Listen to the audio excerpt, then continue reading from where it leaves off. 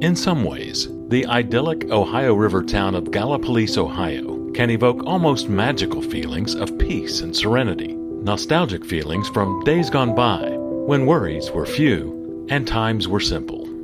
Whether those days were actually real can be debated, but there's no denying that anxiety and depression have always been a part of life in Gallipolis, as well as every other community across the country. What might be different though today is how people cope with anxiety, depression, and the stresses of everyday living. At OVP Health in Gallipolis, medical providers and drug and alcohol counselors see patients every day who have traditionally coped with such problems by using drugs and alcohol.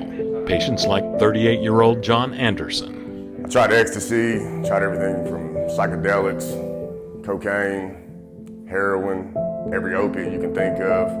In the mix of all that, I started with drug dealing in order to supply habits, and basically everything that comes with it. Got incarcerated twice, spent a total of 7.5 years in West Virginia penitentiaries. When John was released from prison, he would still occasionally get pulled back into using drugs to help him cope with stress.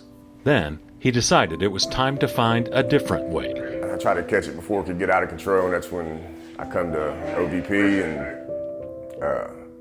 just started talking with counselors and working on other issues outside of just drug treatment as well, because I think it was a little bit more deeper than that. There was a lot of mental health issues, anxiety issues, depression issues. Issues he was able to talk out with certified drug and alcohol counselor Kristen Long. I still wake up, my heart's racing. Whenever you're feeling anxious, are you able to kind of stop and sit with it for a second and kind of identify, is there immediate danger for me?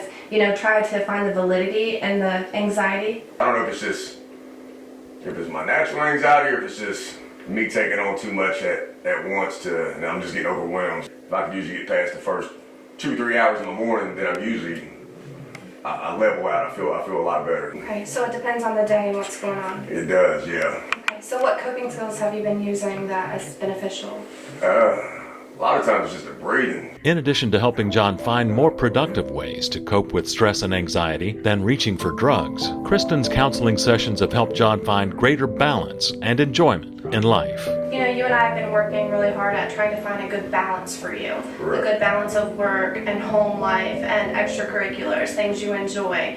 Right. I know that you were working out and that was something you enjoyed doing. Are you still doing that? Yes, ma'am. Good. Working out helps me tremendously. Though daily stress will always be a part of John's life, as it will for everyone, John would be the first to tell you that he's now better equipped to deal with it and better positioned for his future. Since I've been coming here, man, things have really have turned around for me and helped me tremendously. If you work with the counselor and really find a plan that works for you, I think it can benefit you, can save your life.